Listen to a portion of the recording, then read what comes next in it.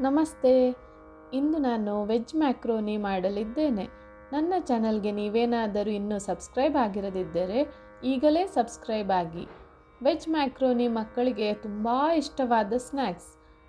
ಇದಕ್ಕೆ ಬೇಕಾಗುವ ಸಾಮಗ್ರಿಗಳು: 10 ಬೀನ್ಸ್, 2 ಈರುಳ್ಳಿ ಹಾಗೂ 1 ಟೊಮೆಟೊವನ್ನು ಚಿಕ್ಕದಾಗಿ ಹೆಚ್ಚಿಕೊಳ್ಬೇಕು. ಸ್ವಲ್ಪ ಬಟಾಣಿ ತಗೊಳ್ಳಿ, ಎಲ್ಲವನ್ನು ಚೆನ್ನಾಗಿ ತೊಳೆದು ಇಟ್ಕೊಳ್ಳಿ. 1 ಬೌಲ್ ಡರಮ್ ವೀಟ್ ಸೂಜಿಯಿಂದ ಮಾಡಿರುವ ಬ್ಯಾಂಬಿನೋ ಪಾಸ್ತಾ ಶೆಲ್ ಆಕಾರದ್ದು ನಾನು ತಗೊಂಡಿದ್ದೇನೆ. ನೀವು ಬೇಕಾದರೆ ಯಾವುದೇ ಬೇರೆ ಮ್ಯಾಕ್ರೋನಿ ಪಾಸ್ತಾವನ್ನು ಬಳಸಬಹುದು. 2 ಚಮಚ ಟೊಮೆಟೊ ಕೆಚಪ್ ಹಾಗೂ 1 ಚಮಚ ಶುಂಠಿ ಬೆಳ್ಳುಳ್ಳಿ ಪೇಸ್ಟ್, ಸ್ವಲ್ಪ ತೊಳೆದು ಕಟ್ ಮಾಡಿಕೊಂಡಿರೋ ಕೊತ್ತಂಬರಿ ಸೊಪ್ಪು, 2 ಚಮಚ ಉಪ್ಪು ಅಥವಾ ರುಚಿಗೆ ತಕ್ಕಷ್ಟು, ಅರ್ಧ ಚಮಚ ಖಾರದ ಪುಡಿ, 1/4 ಚಮಚ ಕರಿಮೆಣಸಿನ ಪುಡಿ ಅಥವಾ ಪೆಪ್ಪರ್ ಪುಡಿ. ಮೊದಲು ಒಂದು ಪಾತ್ರೆಯಲ್ಲಿ 1 ಲೀಟರ್ ನೀರು ಕುದಿಯಲು ಇಡಿ. ಅದಕ್ಕೆ 1 ಚಮಚ ಎಣ್ಣೆ ಮತ್ತು 1 ಚಮಚ ಉಪ್ಪು ಸೇರಿಸಿ ಚೆನ್ನಾಗಿ ನೀರು ಕುದಿಯಲು ಬಿಡಬೇಕು. ಕುದಿಯುತ್ತಿರುವ ನೀರಿಗೆ ಮ್ಯಾಕ್ರೋನಿ ಪಾಸ್ತಾವನ್ನು ಸೇರಿಸುತ್ತಿದ್ದೇನೆ.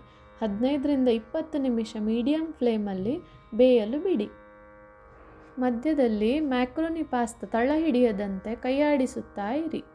ಒಂದು ಬಾಣಲಿಗೆ 1.5 ಚಮಚ ಎಣ್ಣೆ ಹಾಕಿ ಸ್ವಲ್ಪ ಎಣ್ಣೆ ಬಿಸಿಯಾದ ಮೇಲೆ ಅದಕ್ಕೆ ಈರುಳ್ಳಿ ಹಾಗೂ ಟೊಮೆಟೊವನ್ನು ಸೇರಿಸಿ.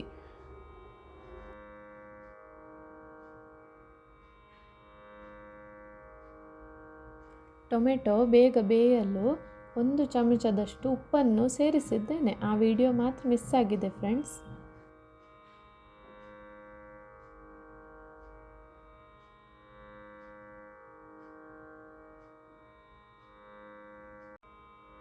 ಇದಕ್ಕೆ ಖಾರದ ಪುಡಿ ಹಾಗೂ ಕರಿಮೆಣಸಿನ ಪುಡಿಯನ್ನು ಹಾಕಿ ಬೀನ್ಸ್ ಮತ್ತು ಬಟಾಣಿಯನ್ನು ಸೇರಿಸಿ.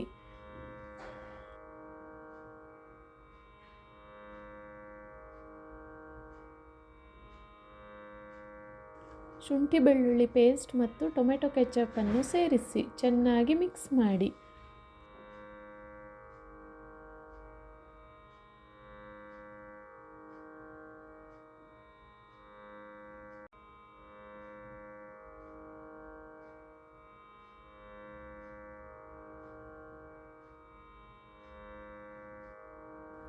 ಈಗ ಮ್ಯಾಕ್ರೋನಿ ಪಾಸ್ತಾ ಬೆಂದಿದೆ.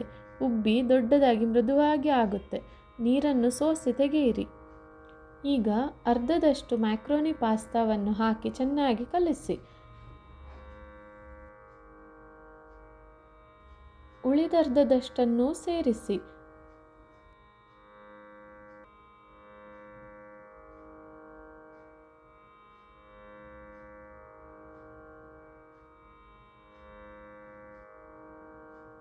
ಕೊತ್ತಂಬರಿ ಸೊಪ್ಪು ಹಾಕಿ ಮಿಕ್ಸ್ ಮಾಡಿ. 2 ನಿಮಿಷದಲ್ಲಿ ಮ್ಯಾಕ್ರೋನಿ ಪಾಸ್ತಾ ರೆಡಿ. ಈಗ ನನ್ನ ಮಗ ಇದರ ರುಚಿ ನೋಡಿದ್ದಾನೆ. ಅವನ ಹತ್ರವೇ ಕೇಳುವ ಹೇಗಿತ್ತು ಅಂತ. ಹೇಗಿತ್ತು ಆಯುಷ್ ಪಾಸ್ತಾ? ಯಮ್ಮಿ!